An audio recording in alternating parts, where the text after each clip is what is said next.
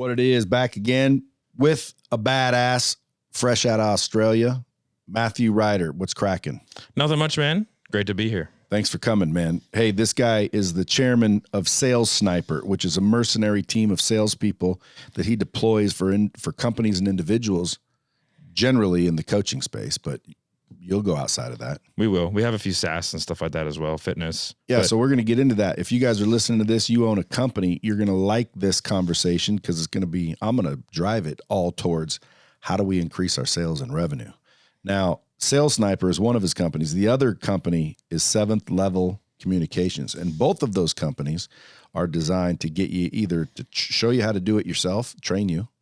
And then if you can't or don't want to do it yourself, you got Sales Sniper to come in and do the job for them. It's almost like it was planned that way. Planned that way. Vertical integration. Exactly. It's like, folks, we'll teach you how to do it. We'll teach your team how to do it. And if they can't get the job done, we'll come in and get the job done. So it gives us a great recruiting pool, right? We sign up hundreds of new salespeople every single month. We teach them a phenomenal skill using NEPQ, neuro-emotional persuasion questioning, right? And then from there, we have our own recruiting pool of salespeople who we know are trained in the correct way. And then all we have to do is vet them for culture and make sure that they're hard workers and good fit. And we can just stick them into a business and then run the whole operation for them. Yeah, but your perfect avatar is a coach, speaker, some sort of expert. So sort of, like SMEs and stuff like that. So people who subject matter expert, for those of you that don't know what an SME is. Exactly. Yeah. So, like people who, teach people things, right? So like Jeremy, like I was a commission-only sales guy. I was doing pretty well before I met Jeremy, and then I signed up for Jeremy's program. This is back in its infancy before it was kind of the thing that it is now. And then, ramped my income up by 4 times. So I ended up making about $100,000 a month, and that was commission only, selling somebody else's product. And then from there, I went more in depth with Jeremy. Was it just the NEPQ that did it? No, I was a sniper in the military. And so I kind of, I'm a big data fan, because like if you're shooting at elevation, the bullet reacts differently than if you're shooting at sea level, right? And so you have to understand the data and the interplay within different compounding factors. Mm-hmm. And so for me, it was like, all right, well, like I know that I'm going to do all the follow-up. I know I'm going to get the referrals. I'm going to have a system in place to like extract as much income as I can from what the business is providing me. And I'm going to make sure that I'm not like pigeonholed on my income as to only what they can provide. So I'm going to make sure that I'm like creating like spheres that I can tap into at different stages in case some guy, shits the bed, goes hyper political on Facebook, and all of a sudden he gets shadow banned and he's got no leads, right? So I got to mitigate my risk against that. So that's what a good sales rep does anyway, like in my opinion. And then from there, when you learn the skills to be able to convert at a really high rate, that's when your income starts to go up exponentially as a sales rep.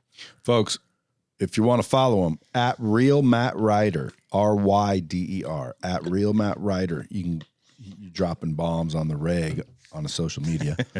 He's also got a podcast, Coffee is for Closers. Yeah. Now, your partner in crime, Jeremy, has one called Closers or Losers. That's right.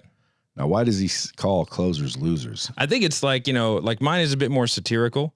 The coffee is for closers and stuff like that, because it's a bit of, it's fun, and it, goes back to the old roots of sort of selling. And we just talk all things sales and business, really. Yeah. But Jeremy's thing is like, Jeremy has a very distinct methodology that he wants to impasse.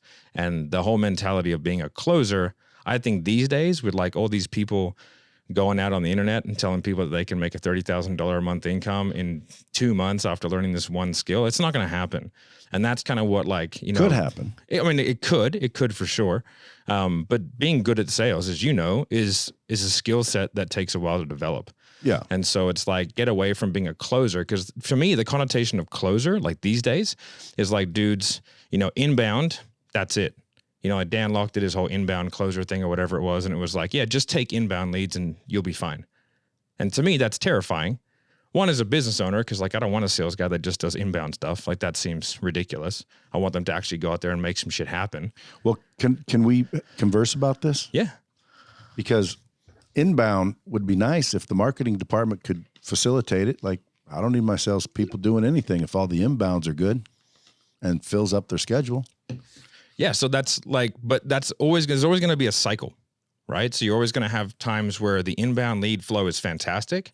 and you're busy. In which case, you wouldn't want your people not taking that traffic. No, not at all. So you want them to take that traffic, but then they need to have these like, and that's what I do at Sales Snipers. I make sure that all of our guys do this. And this is one of the big parts of our culture is like let's make hay while the sun shines, but it's going to fucking rain pretty soon. Right. And it's feast and famine with marketing. It's very rare that you get a business that just crushes marketing all the time.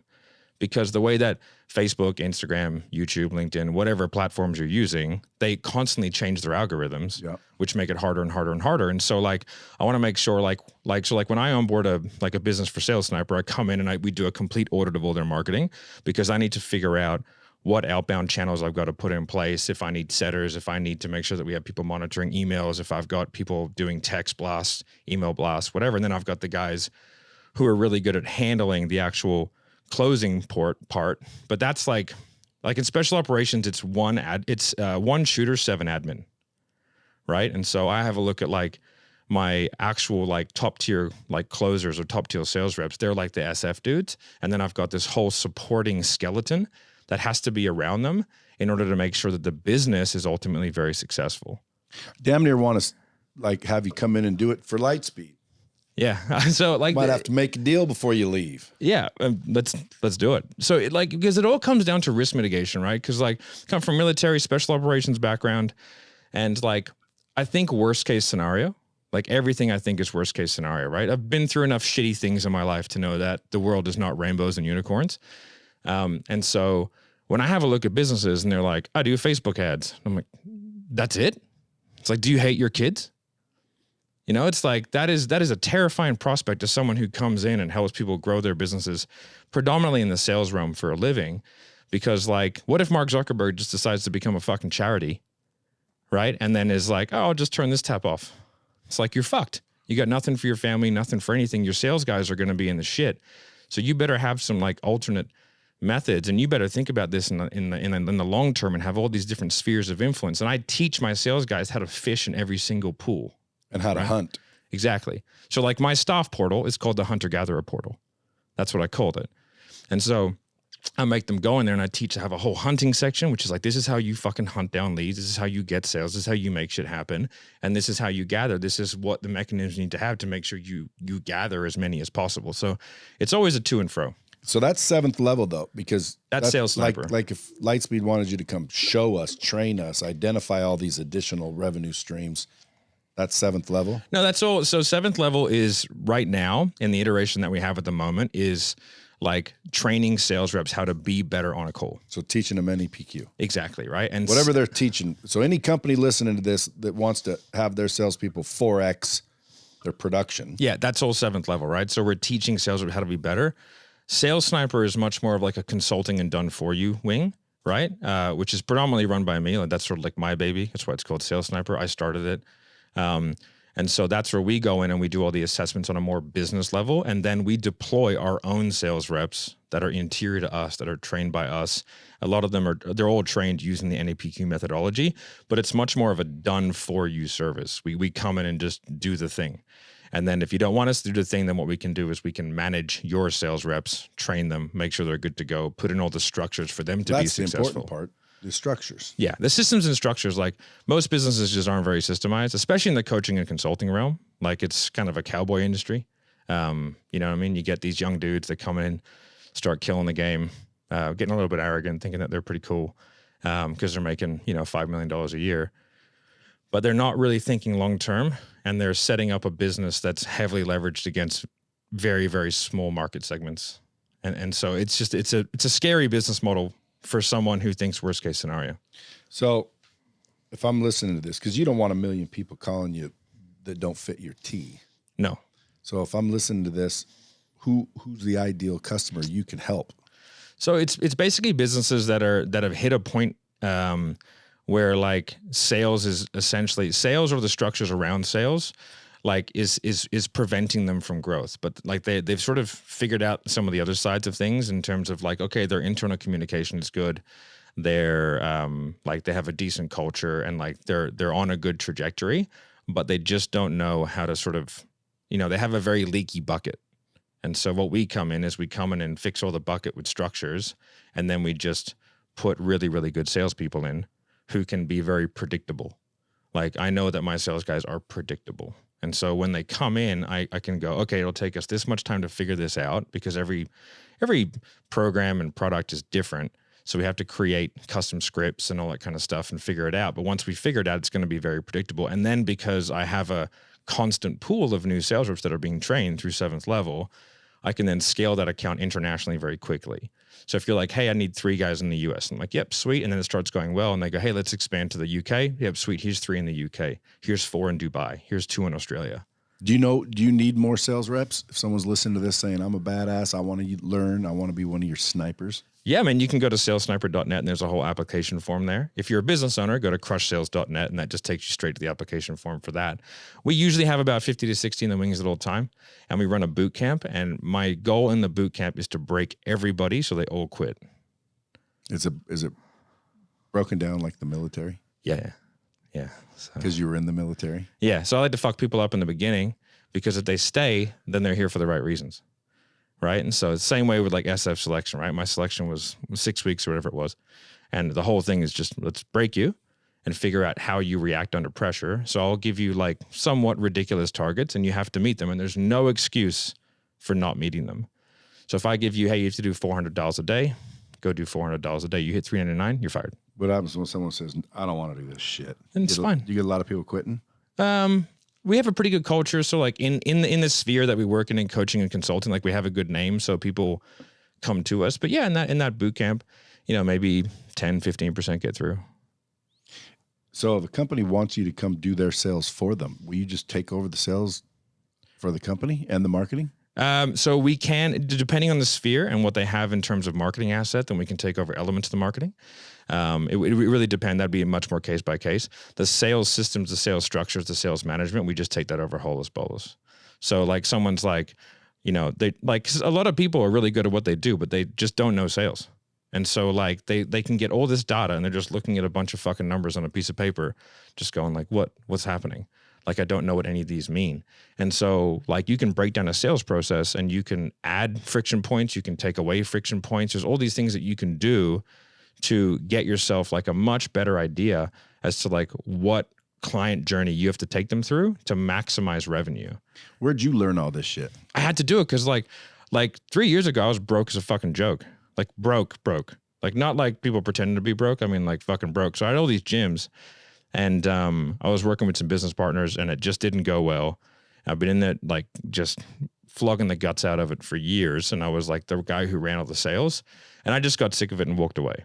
So I completely walked away, and because I was like business owner mode, I was throwing all the money back into the business. I was only taking like an 80K a year salary, which is Australian, and in Sydney, that's not enough to live. It's like living in Manhattan, right? So when I left, I had nothing. Like me and my wife, she was pregnant with our daughter, who's now 3. And I had to borrow the money for like the Down syndrome test, right? It's $400. I had to borrow it from my father-in-law. And so I was like, fuck. So what I knew I could do is I could sell fitness. So I started cold calling gyms and I was like, hey, I'll be your sales guy. Like that. Took him through a sales. I was like, I'll do commission only. Let's do it. So I started selling like $97 programs, $197, $500 fitness programs for like just gyms all over Australia. And then I realized like, man, I can only sell for like 3 gyms in Australia at once because of the time zone. And I was like, fuck it, I'll work 20 hours a day. So then I started cold calling US gyms. And I was like, sweet, man, now I've got like a good chunk of time, because the time zone's different. So then I called UK gyms. So at one point I was selling for like 2 UK gyms, 2 US gyms, and 2 Australian gyms. And it was just me. So I was working from like 4 a.m. to like 11 p.m. every day on the phones, like selling for these gyms. And then that sort of started to expand, right? All the marketing companies were like, what the fuck are you doing? And I was like, oh, I'm just doing sales. So then they started throwing gyms at me, like throwing. And I had like 50 inquiries. And mind you, I'm only getting paid like $20 a sale, right? Well, how are you doing it? What do you mean? How come you could do it and none of their salespeople could do it? Well, like I just, because I'd ran the sales for all these gyms, like I was like part owner in like 18 different gyms. So for 10 years, I just sold fitness programs. But were they giving you the leads? Yeah, they were giving me the leads, and then they'd give me all their old lead lists as well. And then I would like fish bowls? Yeah, I would just call the shit out of everybody. So I had auto dialers. But the leads, were they coming from like fish bowls? How were they getting the leads? Oh no, they coming from everywhere. Like they were coming from Facebook, Instagram, like, you know, pick a card type stuff, like everything you could imagine. They just put it onto a Google sheet every day. And then I would just call the leads, and I had like 10 international numbers, right? I was just calling them back and forth. So then that started to go well. And then I started to be like, man, I think I can make a business out of this. So I called some friends, and guys that I'd worked with, and I was like, hey, come work with me. And then that's how I found Marco, the Italian stallion that you met out there, and James, who I think you've met. And then so like we started building gyms, and I was like, man, I can't just rely on these guys' ability to get me 50 leads a week or whatever it is. So then I started like developing all the systems and structures and teaching them, because I'd run gyms, how to go out and do these things. It's like, okay, we're going to do a challenge. That's going to get an upswell in leads here. I'm going to get all the referrals here. And then I would like coordinate all the gyms' marketing campaigns with them, so I could figure out when all the upticks were going to be, so I could time it right. So I didn't have to, so I could be more efficient in my time. And then I started doing that for the marketing companies. They asked me to sell for them. So the marketing company was like, hey, why don't you come sell for me? At this point, I'd developed a couple of sales guys, and they were doing the sales for the gym. So then I started doing that. And then again, I was like, okay, I need to protect my time, but I want to make money. So then I started working with them on like, okay, what are all the things? And then like, I've just been in the back end of so many businesses now that like, I've seen so many sales processes, and I've seen the ones that work and the ones that don't, but I know the fundamentals of what has to be there. And most people don't. And it's just because... What are those fundamentals? The fundamentals are like, first of all, you have to have data. But like data for data's sake is fucking ridiculous, right? So like, I want to know like, when is the handover from marketing? So like, there's this gray area that everyone gets really confused about. Like, whose responsibility is this, right? And so... But marketing's responsibility is to generate leads. Yeah, but there's like a handover period, right? Of where like, when do they enter the sales process? When are they considered a lead? And then when do they enter the sale process, right? And like your marketing and your sales, they need to be opposite. So if you have, like I'll say like a qualification funnel, right? So if your marketing is designed to push everybody through, then your sales has to push everybody out, right? Otherwise, you end up with an extraordinarily high volume of like very frustrated salespeople who are talking to underqualified leads on a way too regular basis. That's what I got right now. That it's a frustrating thing. That's what 90% of businesses have right now. Yeah. So if you have that, then you have to create a disqualification sales process, right? Otherwise, you'll churn through sales reps like crazy, right? That makes sense. Yeah. So I got to go, okay, like what? So then I have to add friction points, right? So people try and go, what's the easiest way to get them through? How do we get? It's like, no. Like if you're like your problem is not reach, right? You have shitloads of people that watch everything. So like, I know I can get people to buy into Brad Lee. I got to fuck them off along the way, right? But still keep them in good stead and still have them hold the business in high regard so I can use them later, right? But they're not right now. So I got to kick them out. So then I got to add friction points to the sales process that like has unemotional points that I can boot them out based off very, very clear metrics. Give me one example. Okay, so let's just say we do so like a multi-stage call, right? So I might have a 3-call close. We'll just call it that, or a 2-call close. That first call, there has to be very, very clear and defined metrics from you, the business owner, as to what the ideal avatar and who we're trying to get through this program, right? So I have to then boot them out at that stage if they don't hit that. What if the avatar's too general? Then it makes it difficult. Then we have to have a clearer conversation about the offer, because if you talk to everyone, no one fucking listens, right? Like no one cares, you know? So you have to have some sort of niche. And like, as a business owner, in my opinion, and you better say that one again. I don't even remember what I said. You said when you talk to everyone, nobody listens. Yeah, we talk to everyone, nobody listens. In other words, your message is bland. No one's listening because it's not specific enough. It's not solving specific pain points. Exactly. And so like, what's the point of doing it, right? And if you're in business just to try and ram people through and sell some shitty stuff, that's not my game. It's also right? not long term. Exactly. And so I don't want to get away from this until I get this answer. So the scrubbing mechanism, you might have one call that says, okay, who are you? And if you're not the right person, see ya. Yeah. Okay. And then if they're the right person, they move along to the next step. Then yeah, exactly. Like to the next step. And you might and then from there you'll go like, okay, like where do they go? Right. I might have high tier products and low tier products. Right. And then I want to make sure there's a clear delineation between where I send them and why. And that person who's doing that has to be empowered with that knowledge. And it's very, very clear. And then from there, I'd send them to, and that gives me a lot of data because I'm like, hey, man, then I can talk to the marketing team and I go, hey, bro, I've got a 47% disqualification rate on the first call. And then I've got, from those people, I've got 72% going high ticket and I've got the rest going low ticket. Right. Then from there, I've got my high ticket guys. I've got my low ticket guys. My low ticket guys, the reason why it's great to have a low ticket offer is because I can have salespeople in training. So now I've got a training pool, which is like much lower risk for the business. Right. And then I've got like, it's lower risk for the salesperson so they don't end up getting in their own head and freaking out about selling something expensive straight away when they're new. Yeah. What's a high ticket in your mind? The most expensive products that we sell are around 700 grand. That's a high ticket. Right. Yeah. That's not a normal high ticket. What's a normal high ticket? 30. 30? Yeah. Anything above 10. So 7 grand, 6 grand, 12 grand. These programs you see, a lot of these guys have 12 grand programs. That's low ticket. It's not low ticket. It's sort of like a medium point. The only reason why you would sell a $6,000 to $12,000 program is because you're trying to find the pricing for your entry offer. And that's sort of in my opinion. So if you're gonna be in the high ticket space, you're better off having like a 6 and a 30. Right. So you have a very clear delineation, but then I want to get the 6 and I want to get the 30. So like LightSpeed, if you're coming on board, we have 3 packages. And by the way, those are services. The software itself, you can just use yourself. Yep. Most people won't know how. They don't have all the years of knowledge. It'll take them 2 years to get where I can get them in 2 weeks. Yep. If they listen. Yep. So the software explaining that, oh, it's nothing. And then now where's the money come in? 30, 60, 90. And it's basically just consulting and production. Yep. Doing a little of the work, private label, shit like that. Yep. But are those mid-ticket, low ticket? What are those? 30, 60, 90. Okay. Right. Yeah. Yeah. Those are definitely high ticket programs. Right. But like I would want to create an ascension model that got the most revenue out of everybody. So I don't want to sell just the 30, just the 60, just the 90. I want to sell them the 30, the 60, the 90. Now, if that's now if the 90 is a package that includes the 30 and the 60, it's a bit of a different story. I almost want to end the podcast, go into my boardroom, strike a deal, and start mapping out a plan. Yeah, well, I mean, we can do that because it sounds like you know what the fuck you're doing.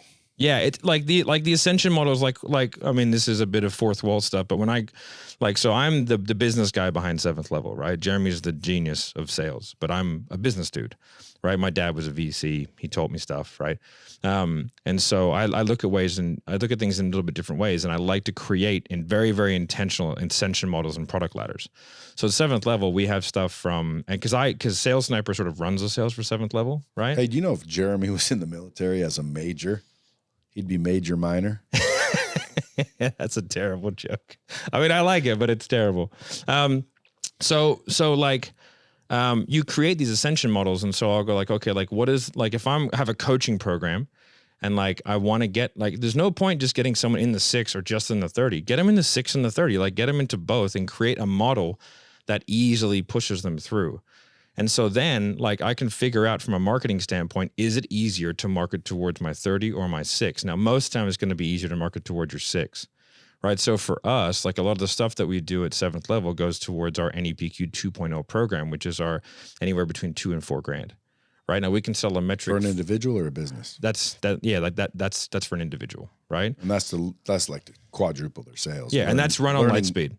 Yeah, right? but that's learning NEPQ. Exactly. It's the basics of NEPQ. Every salesperson listening should think about and consider that, because what I tell people all the time when they're asking me about success is you have to learn to sell, period. Yeah. Just go to salesrevolution.group and I'm sure we'll have a chat. Yeah, and I don't care what business you're in. If you're an entrepreneur listening, you better learn how to sell. You got to sell your dream. You got to sell your employees. You got to sell everybody on everything.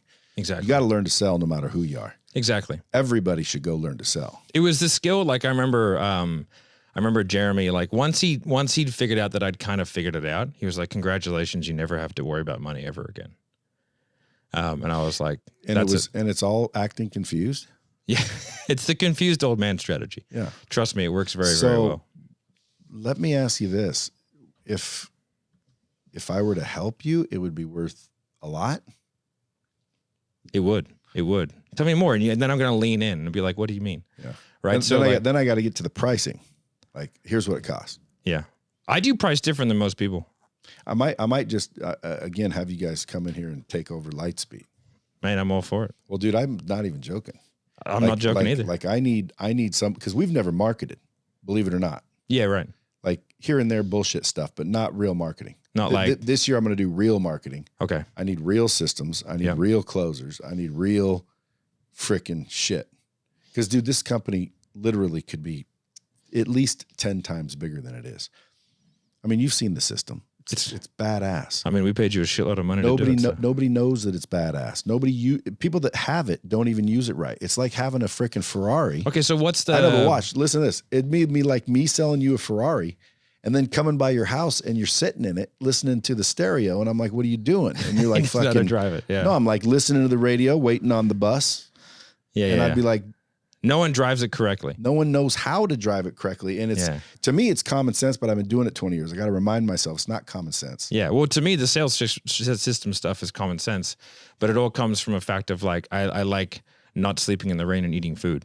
Yeah. Right. And so like, you want to sleep food and eat rain? Yeah, exactly. Right. So like, it's like never trust a marketer that's never spent their own money on marketing. Yeah. Right. And so it's like never trust a sales guy that like won't back themselves to come into an account and make it work. Commission only. Commission only, baby. That's the way to go. Dude, commission only is number one, how you get more commission. Exactly. Number two, it's also how you weed out the weak salespeople. Yeah, exactly. And so, like we get like a lot of inquiries. We can't take most of them just from like a pure like logistical standpoint.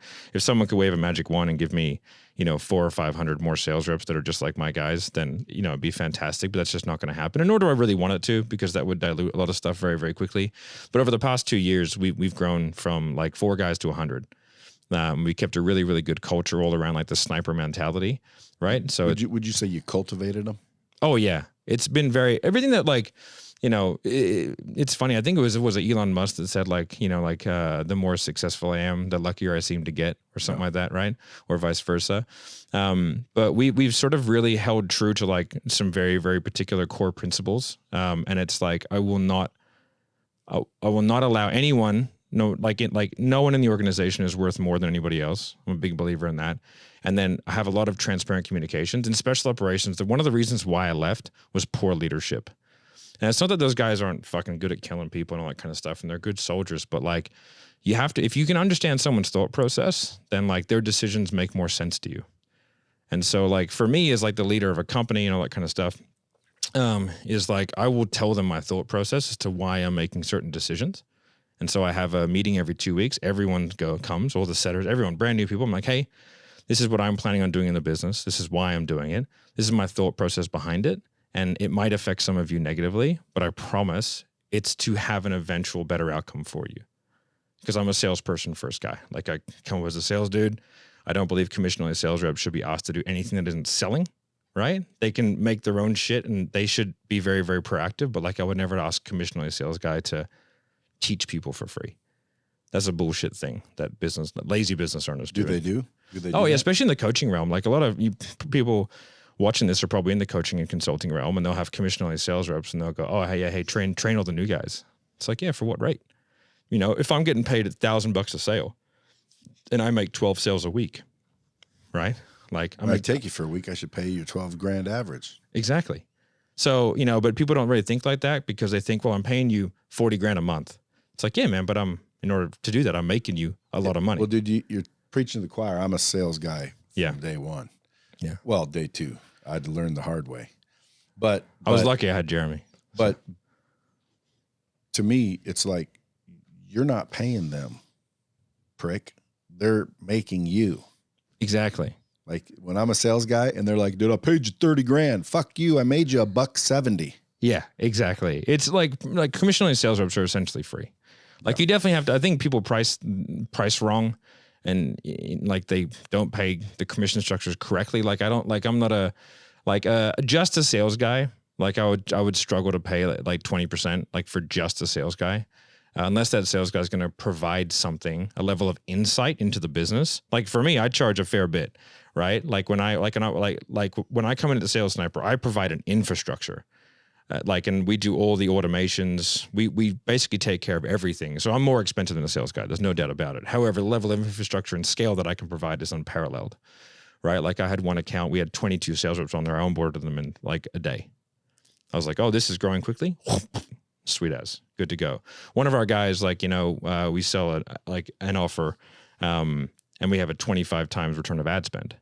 They also have an internal team. Their internal team has a 6 times return of ad spend. And it's just because I changed the way in how the sales come into the pipeline. And then I maximize the way that the sales, like I maximize the pipeline for both short and long term. And so all we have to do is have a look at that data, and I can see where all the sales are coming in, and I can see what channels they're coming in from. And then I can see like the cheapest channels, the most expensive channels. And then I can change the process depending on where the lead's coming from. And they let me do that, but their internal team doesn't do that. Obviously, they're just getting sales. And so my team outperforms them, 4-1. And it's just the sales guys are. Did they ever call you and say, "What are you doing?" Yeah, and like the sales guys are better, but I'm very clear. I'm like, this is what I'm doing. Like I'm constantly changing where leads are coming from, where they're going. We're having a look at all the data, and then we base that off all the data for the other clients that we have, and we go, what is optimal for this? Like from person to go from here to here, what's the optimal percentage that we should be aiming for? As soon as we get to that, we stop worrying about it. And then we go on to the next one. And we optimal, sweet, next one, optimal, sweet, next one, optimal. And then we go back to the top because that's probably changed. So like we're always trying to fix all the weakest links in the chain, always. And it comes down to, because like I want my sales guys to make a shitload of money. If they make a shitload of money, I make a shitload of money. Like we're a commission-only agency. Right? What do you think's more important, sales or marketing? Well, it's like if you have really good marketing, you can have weaker sales. Right. If you have incredibly good sales, you can have weaker marketing. But what do you think's more important? Marketing. I would agree. Yeah. Everybody listening. I did that on purpose because there's a lot of people out there that all they want to do is figure out how to sell more, when in reality what they need to figure out is how to market better. Yeah. Because you'll sell more if you market better. For sure. Like if you have more eyeballs on you, then or like opportunities. Exactly, right? Yeah, I mean, like if I've got an average sales guy calling 100 leads, closing 20 of them, versus a killer sales guy calling 5 leads. Yeah.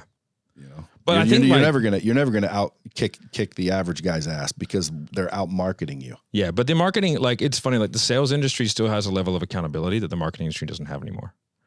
Well, do you do both? We just bought a marketing company, so we can do both. Like we're raising the capability, but I'm trying to keep it relatively niched in what we do, because like I'm not going to do anything that we're not the best at. And so we're rolling out test pilots for both an operational build out and also a media build out, so that we can keep like internal communication structures and stuff like that really possible. Let's say one of hundreds of my subject matter expert clients are listening, and they're like, "Dude, I'm interested in having a SWAT team call leads and close my deals for me." Because a lot of these guys, believe it or not, and girls, they're smaller teamed people, if at all. I know people that are making $1.5 million, $2 million a year, traveling around teaching what they teach, but there are no employees. They might have an assistant. Yeah, they're like one-man bands. Very, very leaky buckets. And I've asked them before, because they're on virtual training, my system, and I'm like, they're doing all right, but I'm like, dude, I thought these guys would do $1 million a month. Easy. They're doing, 30,000. And I'm like, how are they only doing 30,000? They must not be calling businesses. They must not be, presenting it correctly. It's weird. It's almost like, dude, you make $2 million in person, but you can't make $1 million a month online scaling it. Yeah, it doesn't make any sense, especially when those people have got like an audience sitting there. They just haven't thought of like all the catchment systems that you need to put into place to utilize the leads. They're one-man bands, dude. Yeah, exactly. So that's why and the agency space, I think, has kind of a bad rap. They do, because everybody claims I'll get you 1 million leads. And a lot of these individuals, they're like, well, what am I going to do with them? Because now they're calling them and they're not salespeople. They're subject matter experts unless they're subject matter experts on sales. But still, you can't fill up their day all day, because that's the person supposed to be out doing all the It's also draining, and then it becomes a technician sale, which is completely unscalable. So if I called you right now and I was in that situation, you just assign 5 agents or 5 snipers? Yeah, so I do an audit of the business first and foremost. If I qualify. Yeah, if you qualify, yeah. So what we do is we'd have a look at like all the things that are required to get to like the level in which you want to get to. Let's say you wanted to get to $1 million a month. I go, okay, cool. Well, given your current structure, there has to be a runway for this. right? And I go, but it's not going to happen without this and this. And so like if it was a marketing function that I think that we could perform well for that niche, then I would go, hey, listen, it's going to be X amount per month. This is what we expect. This is the runway that we need. And then we would take over that marketing function and also the full sales function. So we usually have a sales manager. Well, I just think that solves everybody's problem. That's vertical integration. Yeah, especially in like the realm that we generally deal in, which is a lot of coaching and consultants and also some SaaS companies as well. So after you kind of were broke and you're like, screw this, and you started doing the gym business, eventually you ran into Jeremy. Yeah, so I'd gotten into like the high ticket selling space, and I was relatively successful. Like the first week, it was really funny. So this business coach, he put up a ad online. He's like, hey, I'm looking for closers or whatever. It's $2,000 a sale. I was like, what the fuck? I was like, 2,000. I was getting like 22, right? I was like, all right, well, I'm going to give this a crack. So I hunted this guy down, did the interview, and he blanked me. Totally blanked me. And I was like, fuck this. So I like just relentlessly messaged this dude, just relentlessly. And then I said, hey man, I know you're not getting back to me. Just answer me one question. How much does it cost you to get how much does it cost you to get a person to a sales call? He said, $400. I said, I'll pay you $400 for everyone I don't sell. Right. And he was like, well, that's a big boy move. I was like, strong. I was like, legit, everyone I don't sell, I'll pay you $400. So I made 6 sales in the first week, made $12,000 commission. 6 of 8, and I paid him the $800, right? And then I called Jimmy, who's like my manager and sort of business partner. Yeah, but how did you know that you could close those? Just confidence, or did you know his program? Did you know his brand? I knew nothing about the program, nothing about the brand, nothing about the industry. Sometimes you just got to back yourself, buddy. You just got to jump off. Yeah. Right? Like what was I going to do? That's right. So I just backed myself. I was like, fuck it. Like I'll figure it out. I back myself to do the best that I can do. And that's all I can do, right?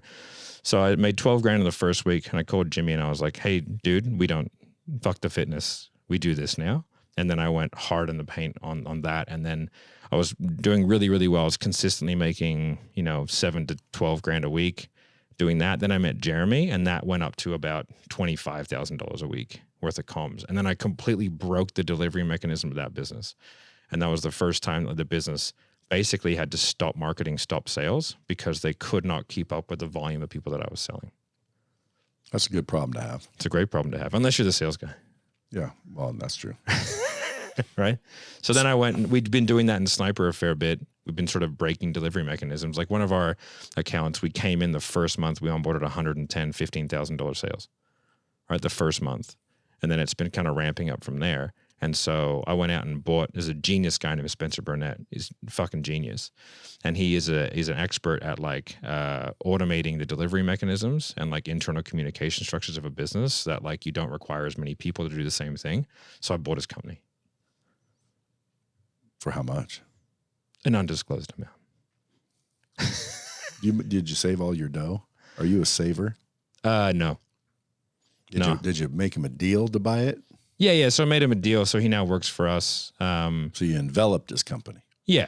Yeah. See, a long time ago, I enveloped Jason's company. Yeah. 21 years ago. Yeah.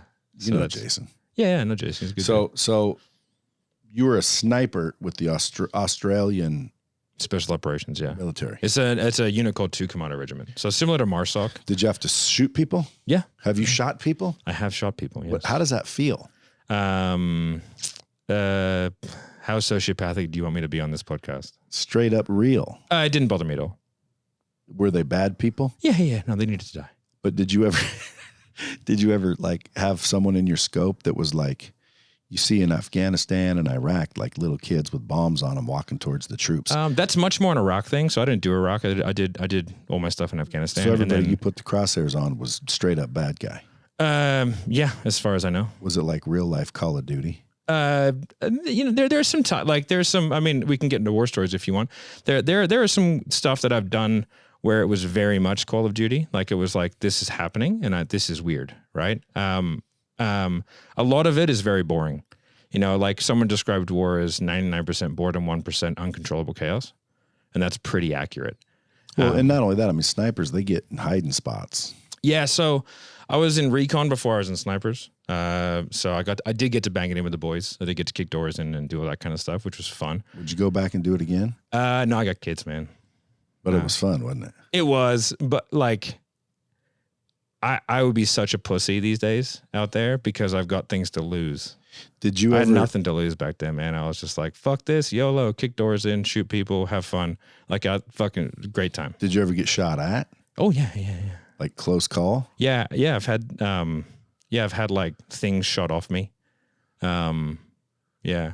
I was in a really bad, like we got ambushed in 2008. We had a few people die.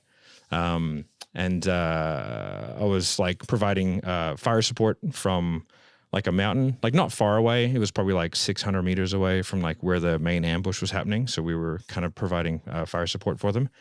And then they had a group of Chechen snipers that came in and found us. So they'd flanked us. And then me and my friend, I won't say his name because he's still in, but me and my friend, we ended up getting stuck behind a rock for like maybe 6 hours, maybe 7 hours.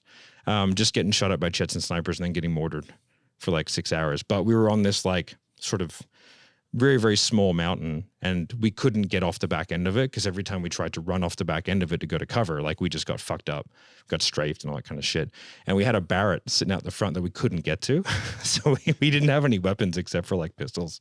So we sat there, we just took our body armor off, put it in front of us and just hid behind a rock until it went dark and then we could go get our shit and go home.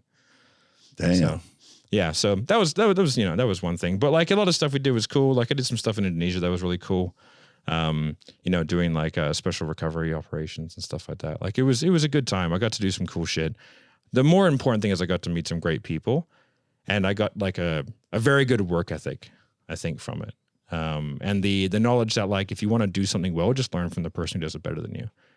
So like, do you ever look for military transitioning out? Yeah. So like a lot of our hierarchy are ex-special operations. It's just like we're a very same type of person. So like I know what you're thinking, and like we have the same work ethic. Work ethic's key in sales. Yeah, a lot of times people get too much rejection.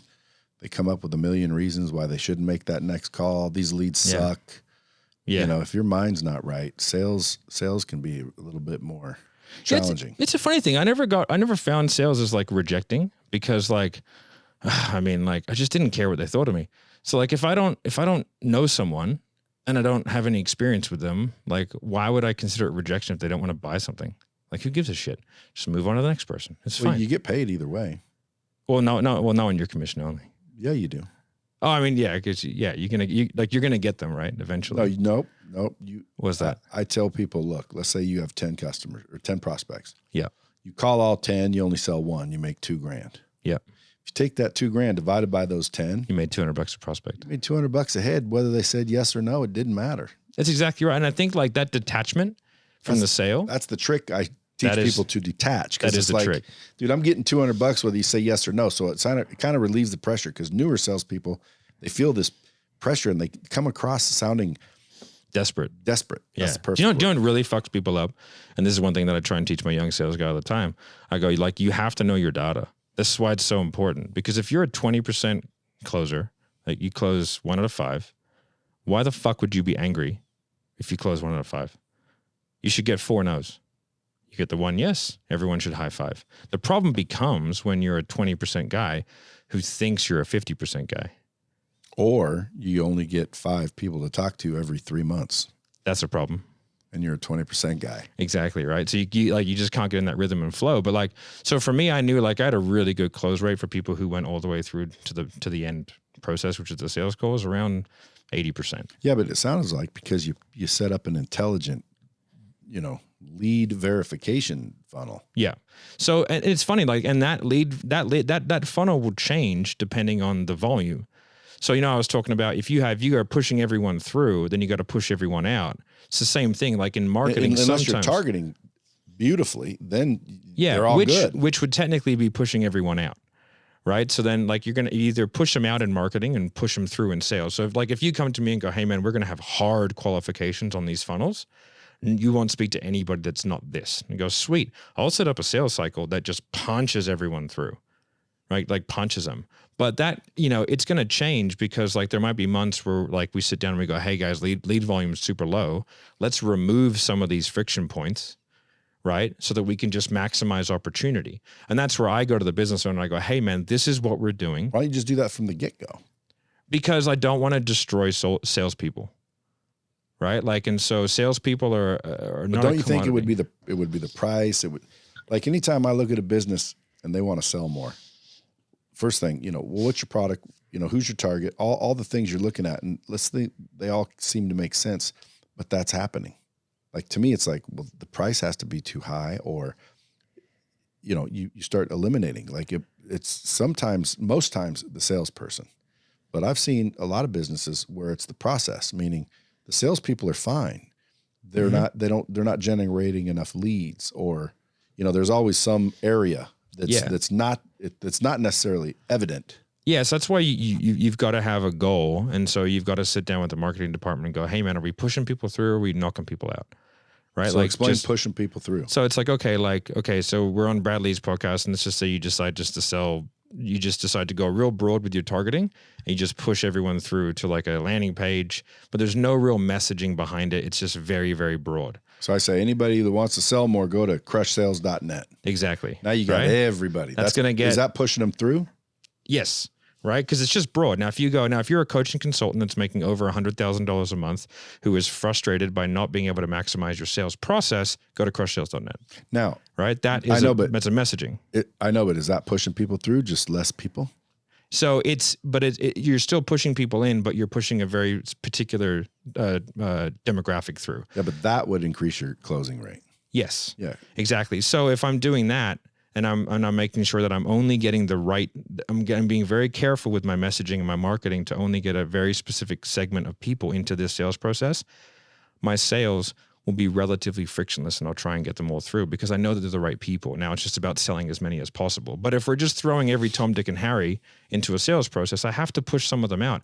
Otherwise, I will end up with like 40 extraordinarily unsuccessful salespeople when I could have 5 really successful ones. Yeah. Well, just get rid of the dick and just process Tom and Harry. Exactly. Right. And so but that can change. And so like there's one month where, hey guys, I don't know what happened, but our Facebook ad accounts got blocked. So therefore we have no Facebook and Instagram. So we're going to have a third of the normal volume. Fucking sweet. I'm taking out a few of those things because now I just need more opportunity, but because there's lower volume. Yeah. So I want to maintain the same number of sales, but then our close rates are going to drop dramatically, but we're going to have an increased workload. Right. So that's where I have to go to you as the business owner and go, hey man, our close rates are going to drop.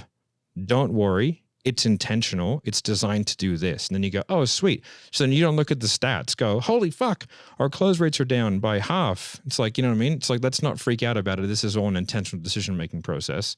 Well, and then as soon as it starts to go back up, then we can start to increase some of those friction points again. Or if the process worked really well, let's try and keep it, but add more people. So it's always a fine line between like the resources of people, how fast you want to grow. Also, how fast can you grow? Like you have a SaaS product, right? So like you guys can grow really quickly. A lot of like service providers that have to provide a service to a person by a person, they can't grow that quick because you just fuck everything up. Like the delivery mechanisms will break, Well, we can only do so many services here. Yeah. Okay. So that's right. You could break LightSpeed. Like it's for sure. I'd love to. The main reason I haven't marketed mainly is because, believe it or not, it took me a long time to put in the processes. And then once I saw the processes, it's like, dude, it's not a scalable solution. Services. Someone has to run those cameras. Someone has to edit that content. Yeah. You have to have editors for that. You have to have studio space for that. You have to have other things. So unfortunately, there's an aspect of our business that's not as scalable as the software part. Yeah. So I've thought about like breaking them apart even. Yeah. But then this wouldn't be high ticket. The only thing I can do high ticket at LightSpeed that I know of. That's why I asked you help them think it up, because if you can think something up brilliant, I mean, dude, LightSpeed's badass. Yeah. It's the service. There's a definite ascension model in there that doesn't have to be like overly, it's service driven, but not like over. You could like tear it apart so there's an element of service, but then also an element of like more productized services, right? Like productized services are great because it gives I don't want to be like a douchey internet marketer and say like the illusion, but it gives kind of like the illusion of service, but it's a product. Well, yeah, but like to me, a product would have to be like, hey, here's our course on setting up your funnel. Yeah. You know, it makes all these other trainers $1 million a month. It's $50,000 and we'll teach you how to do it. Yeah. Or something. And we could do through the actual training system. So you just make it once in a studio.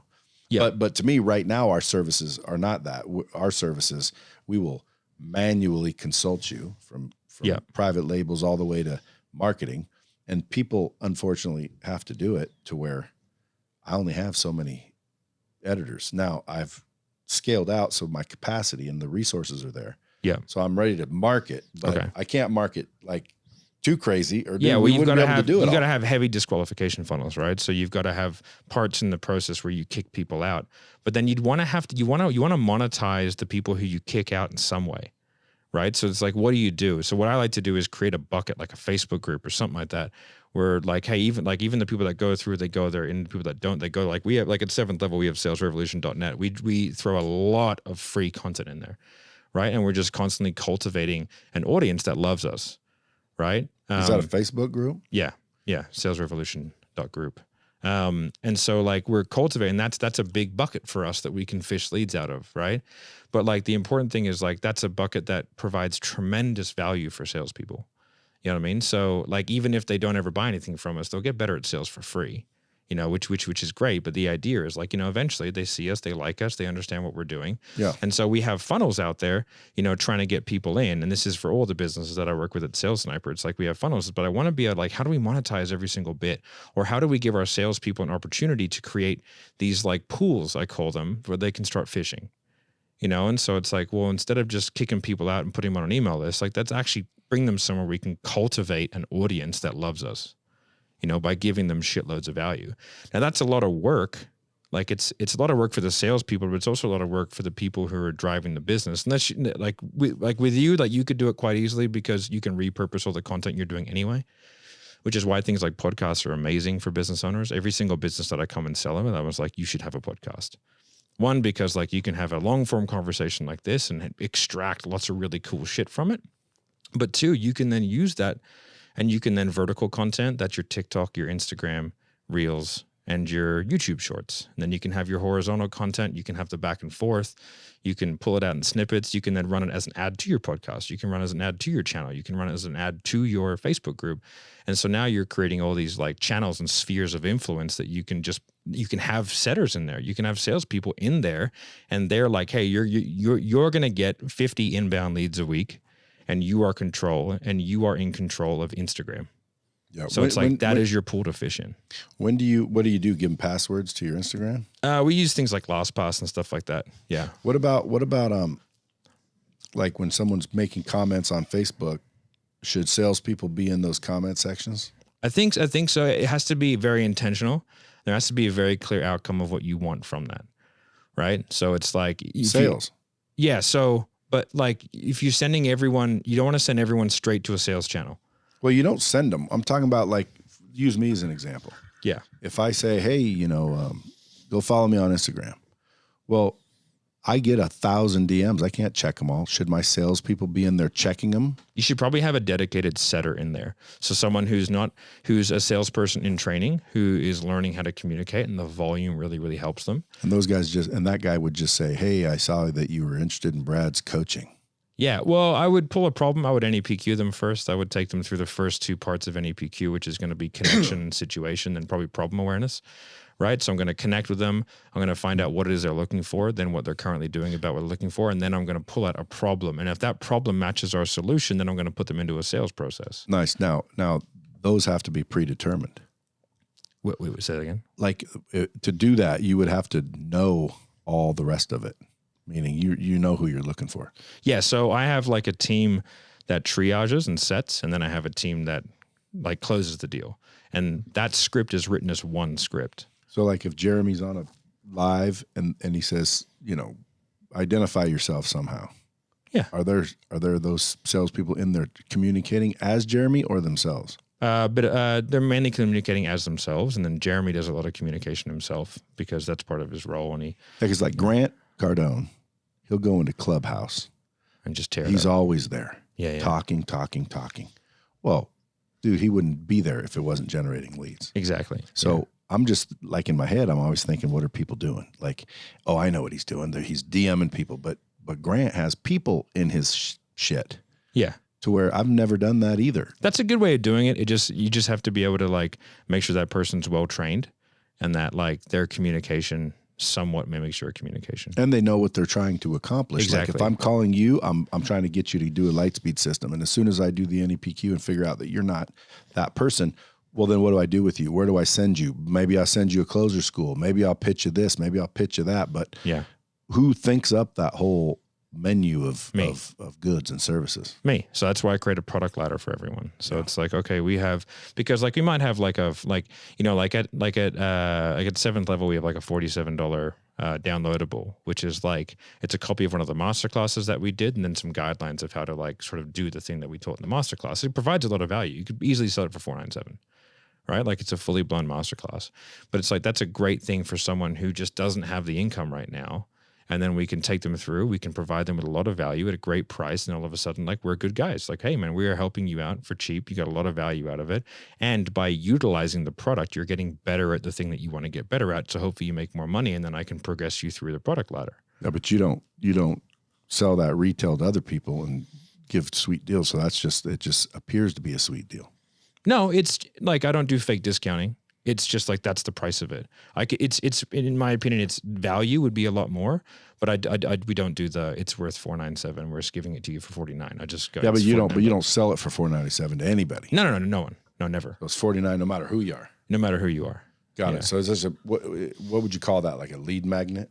Yeah, it's sort of a lead magnet or just like it's an entry to our buyers. You make them pay though, because if they don't pay, they're psychologically. They never use it. Huh? They never use it if they don't pay. Well, not only that, but psychologically, if they won't pull out a credit card for $49, what makes you think they're going to pull one out for $4,900? Exactly. And so like, I just think like a lot of those productized stuff, they're great because they help to monetize funnels and they help to reduce, they just help to liquidate ad spend faster, right? If you can have a self-liquidating funnel, that's fantastic.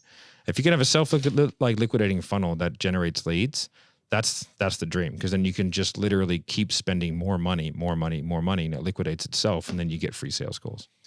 So, dude, being in Australia with the lockdown, that didn't hurt you at all because you can do most of it on the phone. If anything, man, COVID was pretty friendly to me. I got it. Because the internet education space has kind of exploded, and so like it was good timing. I have to be fair when I kind of launched this Sales Sniper business. Like I started that shit 20 years ago. What, COVID? No. Online training. Did you? Yeah. I didn't know that. Dude, LightSpeed was formed in 1999. Really? Nobody was out there. You need to get the message out there more, man. Nobody was doing it. There was zero. Yeah. Well, now everyone's doing it. Now everyone's doing it. Yeah. So like shit, and a lot of them are doing it bigger than me, which is like, it's time to market. Is that having an impact on you, Brad? No, you've been in there longer. You've been doing it better. You've been doing it longer. You got all the infrastructure. What's happening? Well, I've got what you call the, I think it's called Founders. I forget what it's called. The bottleneck? No, it's where like, like for example, take Kajabi. Yep. Now, Kajabi's just I've never heard of her. It's a hosting solution. It's not a training system. It doesn't do repetition. There's no communities. There's no badges. There's no testing. There's no role play. Yeah. It's not a training system. It's a hosting system. Yep. But they just got valued at $2.2 billion. And they go after the same people I serve. Yep. So it's like, that's why it like gets in my crawl. It's like, shit, maybe I should just say, who gives a fuck, make a hosting solution and get $2 billion. But instead, I got this founder's mentality of, almost like a purist. Like, dude, that's not training. That's just a video. That's good though. I know, but like, fuck it, be the best. I think we can do both. Yeah. I think we can freaking blow that shit up equivalent because there's many of examples. They're marketing in the big way. We're not. We're word of mouth pretty much. So I'm going to talk to you further about, getting something going for LightSpeed as well. Dude, I appreciate you coming in, man. If anybody wants to follow the dude at Real Matt Ryder, go to salesrevolution.group. If you're a sales rep, Facebook. Yep. If you're a sales rep, you just type in salesrevolution.group and go there. It's free info. You guys will see if you like him better. Yeah. And if you guys are interested in ever, coming and seeing if you, want to work with Sales Sniper as a done for you agency, you go to crushsales.net. And we just pretty much take it over for you. Dude, crushsales.net's a no-brainer, especially for coaches and shit. Exactly. Now, I got a list of clients that I might be able to turn you on to. Well, I'm sure we'll figure out a way to make that worth your while, buddy. Hey, and also follow at Real Jeremy Miner. Yeah, buddy. Because, you know, he'll drop a bunch of knowledge, but it's also he posts a lot of testimonials like yours where it's like they were making shit, now they're making 10x shit. But it's never shit. Like they're making good money. Like we got dudes door knocking making $100,000 a month. Yeah, but like when I was in sales, dude, I was good, but frick, I was selling cars like a dipshit. I was only making like 20 grand a month, 30 grand a month in a good month. Yeah, right. But that's all you could. That's all you could make. I didn't know that there were high ticket things out there. Yeah, I mean, we got dudes selling everything from cars to, one of the businesses we train is a German seatbelt manufacturing company, and we like 4x'd their sales, just through having them take a process. One of their big things is they provide all the seatbelts for like AMG and stuff like that, like really high end tensile fabrics, and they were just getting blown out by these cheap Chinese sort of like really really cheap textiles, and so we just taught them how to sort of basically link all it back to the safety of their clients. And so when they were selling Mercedes and all that kind of stuff, they sort of had to make a choice between putting their client's safety first or putting their budget first. NEPQ, it's 7th level communications. Folks, appreciate you listening. Share this out. There might be someone who needs it. And as always, keep it real. Dropping bombs with the real Bradley. Subscribe now.